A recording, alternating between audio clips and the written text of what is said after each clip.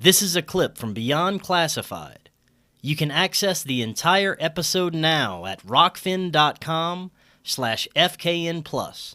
I want to get more into the false memory syndrome and that foundation a little bit more soon. But when we're looking at satanic ritual abuse, it seems like a kind of blanket term. I know there's different levels of this type of abuse.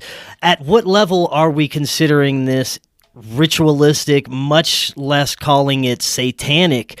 What is entailed in this type of abuse to where it has been labeled this way? Do you have to, does this actually have to be in some sort of ritualistic setting? Why is this called satanic ritual abuse? There you go. You have two different kinds. And the term ritualistic abuse is actually in training material for child abuse, mandated reporting child abuse in Pennsylvania. So I was surprised. So nobody needs to wonder, is there ritualistic abuse? It's actually now described in the training material for mandated reporters. Ritualistic abuse simply is this, that somebody that has consistent and frequent and irregular access to a child is doing something on a consistent basis, so much so that it's repetitive, sort of like, here we go again. So a pattern of behavior that is consistent, that is done in such a way that is very methodical, is called a ritual. We all have rituals, right? Just using that term. If you go to a house of worship, if you go to a church, you kind of have a ritual. If you go to the gym and you're getting yourself psyched up, you go through a ritual. Okay, it just means I'm going through certain methods to put myself in a frame of mind. And when it comes to ritualistic abuse, same thing. So if a child's stepfather, every time the child comes home at 3 p.m., stepfather is there, that's ritualistic abuse. Meaning same time, same place, they know what's going to happen. Right. That means you're dealing with someone, and it usually has to do with sexual abuse, right? Because it's not 3 o'clock, I'm going to beat the hell out of you, and 4 o'clock, we're going to stop. Sometimes that can happen, and actually it does happen. But when it has to do with sexual abuse, mom goes to sleep and stepdad or dad or uncle or brother or somebody comes in, so somebody has regular and consistent access, will come in after mom goes to sleep. Mom goes to sleep at 9, so at 10 o'clock, the child knows, child's staring at the clock, knows what happens at this time, okay? That'll have a profound impact because that means it doesn't go on just once. It can go on for years. Now the question is, what does a child do to survive that? That's where dissociation comes in. That's where a part of the child goes away. Another part is out to take that, but they're all in the same body. It's just a compartmentalization of personality. So that's where you have shifting. Frank Anderson and I would concur. He says that he's never seen a case of borderline personality disorder that is not actually the manifestation of parts, and I would concur. Borderline personality disorder and also bipolar, right? Those are misconstrued. I'm sorry, bipolar. Let's try bipolar. Genuine bipolar is cyclical like a woman's cycle. You can chart it or plot it on a calendar. If it's up and down throughout the day, oftentimes that's diagnosed as bipolar, or manic depression, but it's not. Okay, what that is, that's the shifting of the personality. So you can have a personality that's calm and happy, another one that's angry.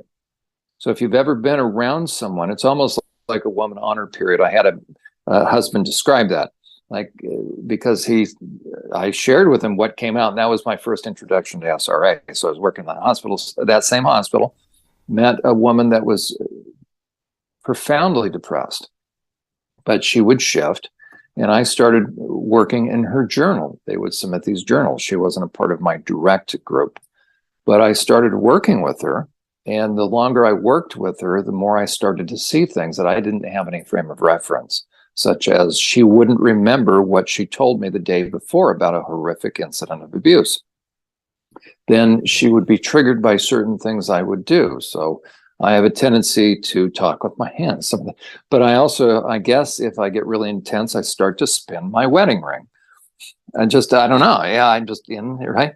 Well, one time I'm spinning my wedding ring and it triggers her. It catches it off out of her peripheral vision, and she all of a sudden slapped my hand. She just said, "Stop it." I said, "Stop what?" I didn't do it right. I didn't know what she was talking about. Then all of a sudden I realized, wait a second, what? And then then it's like, Really? And that's when I started to begin to realize, okay, the people that abused her, which happened to be a stepfather, mother facilitated this, and then a small group of perps began to work in a coordinated fashion to continue to abuse her. So she became the focal point of this abuse, and they would ensure her silence. And so this group of perps, now how they find one another, good question, but evil has a way of, right? But the people that were involved in abusing this gal were the stepfather, the brother, a developmentally challenged individual across the street who actually was then convicted for murder of a young girl down the street, which I believe my client ended up having to witness. The guy has spent time in a Atascadero State Prison. It's called the Man with the Red Hair. Okay, that guy was across the street. You had a 5th grade school teacher who could watch the kids, yard duty. You then had the grandfather. The maternal grandfather worked in a mortuary as a security guard. He would have access to certain things. A dentist, a pastor, and a Sunday school bus driver. They had rings made.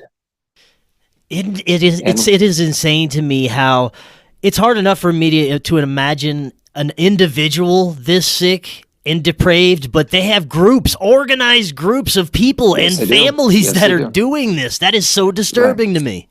Right, because once somebody becomes deviant, and that's the key to understanding all this, deviance is different than lust. So what's really important for people to begin to understand about any kind of predator, you can have financial predators, you can have sexual predators, but as ego grows, you'll go through different stages, and then depending upon what you're into, most deviant individuals, right, are going to be into sex and sexuality. It goes through various stages. So working with sex offenders, I worked hard and I figured this out. So it transitions from attraction, we're all attracted to people, to then lust, and that's where most of us stop. If we don't stop, now look at the pornography these days, if we don't stop, it's going to then get into power and control. You notice now it's shifted away from relationship, away from mood, because the highest paid prostitutes know how to fake it, lest they ruin the mood and they want to build the guy's ego up. So that's lust, but that's still the beginning of objectification. But when a man suddenly thinks it's a reasonable thing to put a hand on a woman's throat, we've moved into a different category now. We're not only objectifying, but now it's power and control. Now we're talking BDSM kink kind of stuff. If he continues, now it's going, and these are various stages. People need to understand the mind, the brain, or the mind is shifting into now, by degree, stages of psychopathy. A psychopath has 3 characteristics. There are 2 kinds of psychopaths. Bloody psychopath, the kind that we all think of. But then there is a white-collar psychopath. The person that coined that term is the person that created what's called the PCLR, the Hare Psychopathy Checklist. Dr. Robert Hare out of the University of British Columbia. I'm certified in the Hare Psychopathy Checklist. The Pennsylvania Department of Corrections flew him out. There were a handful of us that were trained. Okay. He coined the term white-collar psychopath. He said if he hadn't studied psychopaths in prison, which he actually didn't, by the way, he had the men brought out. And those were clear psychopaths, right? If you run your brother through with a pitchfork and then leave him there, if you have him jump onto the hay loft and the pitchfork is down there, and then you go in to eat dinner and your parents ask, where's your younger brother? And you can continue to eat. That's a psychopath. So those are the kind of men that he studied. Okay, but and you look at the brain of a psychopath is 100% different as far as the mind, how it processes. Okay, it has no empathy. And so here's the key. Has no empathy, has no remorse, because it has no conscience. So to help people understand what is a psychopath, the way I describe it is this: it all comes down to conscience. Does nature, nurture, genetics play a role? Of course it does, but that would mean identical twins would be equally psychopathic if you had one. Okay, it comes down to conscience, and that's where we don't like to talk about it, or I get pushback, because that means then if I violate my conscience long enough, then I could correct. That gets a little too close to home. But I'm telling you, you violate your conscience long enough and you will, and what are you capable of? Becoming a Nazi. 100%. And that's why we don't like to look at it. And this is, you would consider this only a one-way street. Once you get to that level of degraded state of conscious, there's no going back, is there? Right, and I'll tell you why.